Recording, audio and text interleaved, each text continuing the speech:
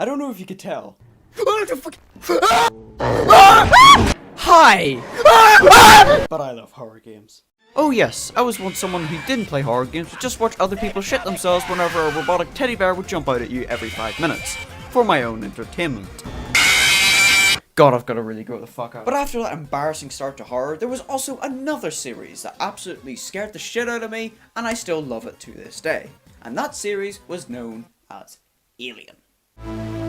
When I first saw the first Alien movie, 1, I completely shat myself. I don't know what you want from me. And 2, damn, these people become living blood-coloured jelly whenever this miceception monster appears on screen. Ah, the sweet colour of crimson. Such bliss. After seeing this horrorscape, I wondered if any other horror games could give me the same unnerving anxiety that Alien gave me. But then years later, some mad game development company decided to recreate this interstellar nightmare. My worst fears have been realised! After playing this, I became addicted to horror in general. But as time went on, playing a horror game after horror game, you start to become an insufferable prick that decides to tear horror games apart and say that they're not scary. The first time I ever had this feeling was when I played Outlast. Outlast was one of the best indie horror games ever made in 2013. YouTubers everywhere loved it, but when I played it for myself, instead of being a scared child hiding underneath the blankets, that Outlast has its problems, which brings us to the next chapter of this video.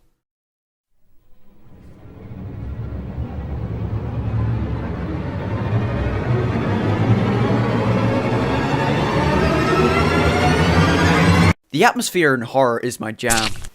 Jamming. No, my point is, without atmosphere, it gets rid of the feeling of depth and immersion, which is key to roping in your audience. My bottom. If you're listening to this, you're probably thinking, what's this twat saying? Man, he's a real cunt. Continuing on, and yes, this may be a bit hard to understand without context. Let me show you what I mean.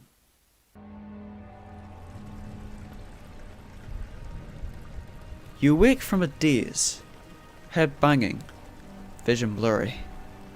You are unsure on who or where you are. All that lies ahead is a trail of a pink substance down a dark stone castle hall. As you stumble and trip down the numerous halls of the castle, you come across a grand hall that looks decrepit and abandoned. What could have possibly happened here? And what could have done so much damage to this place? Later, you come across an abandoned archive. Upon first inspection, it seems to be unnaturally quiet, besides for the near constant humming which has no discernible source. After searching room after room and solving a puzzle involving a bookcase, a loud groan bellows through the halls of the archives. You rush out of the room and into the hall to see the back of some creature before it disappears into the darkness of the archives.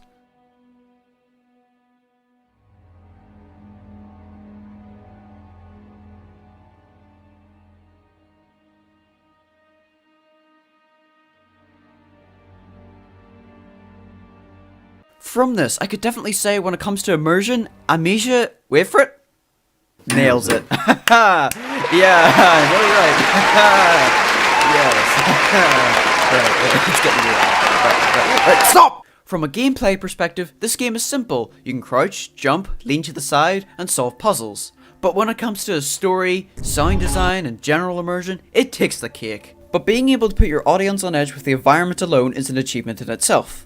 And it also demonstrates that having a horror game with lots of mechanics and enemies doesn't always mean it's scary. Well, most of the time. But atmosphere isn't everything.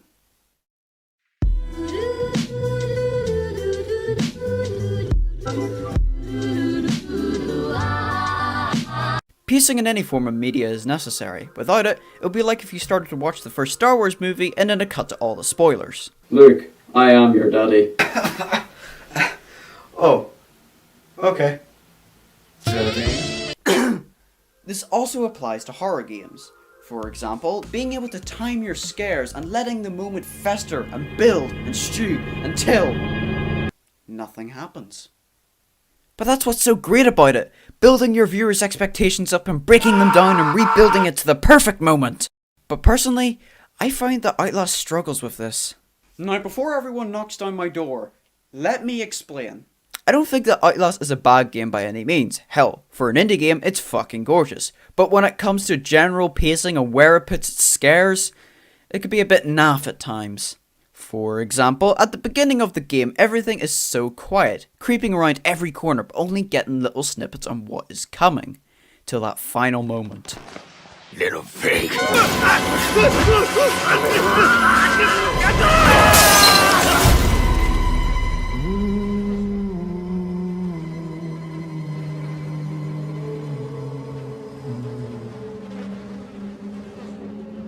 And who are you, then?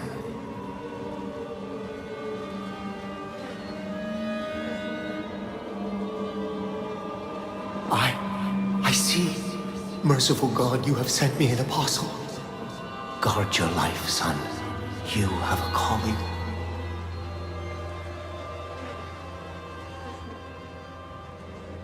Now that is how you throw someone into horror. Damn it, they're back again! I find that Outlast has a fantastic beginning, but as the game progresses, it just drops everything it had before and just decides to throw as many chase scenes at you as humanly possible. In my opinion, Outlast uses a lot of, and I quote, panic horror, when you're put into stressful situations time and time again too quickly. Which in my opinion is Outlast's biggest mistake. Being put into absolute terror turns from this into this. Oh, hi friend. I think Outlast could have benefited from having quieter moments, to allow things to fester when tensions are so high, to really let this asylum-shaped labyrinth take effect. But enough talk about the background stuff. Let's go meet the true stars of the show.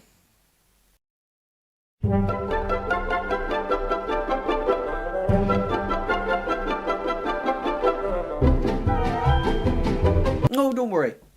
There's none in your house. Not yet. Just don't look behind you.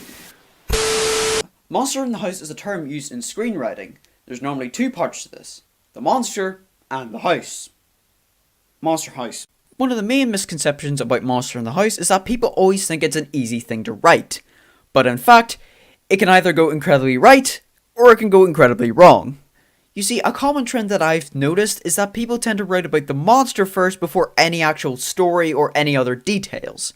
So you end up with some possible fantastic monster with all these cool abilities and all this loveliness, but everything else in comparison is more or less lackluster. Monster in the House is having a balance of having a creepy area that is still dangerous, while also having a very, very small chance of escaping, while also having to contend with something or someone hunting you down. A good example of this, which I hate to admit it, is Outlast. You are a reporter being hunted down by psychos in a mental asylum. It just works. Damn you, Bethesda.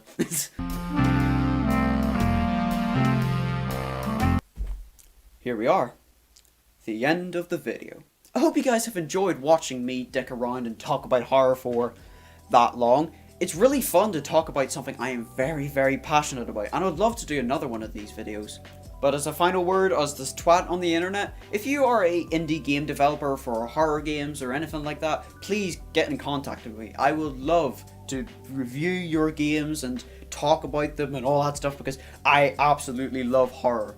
Be it short and sweet or something completely unique, I would absolutely adore to play and review your games, because I'm slowly becoming a bit of a horror snob. But anyway, I've been Louis, and I've been talking about horror for this amount of time because I ran out of video ideas and I'm sick of Let's Plays for a while. And I'll see you guys in the next video. I don't know how to make an outro.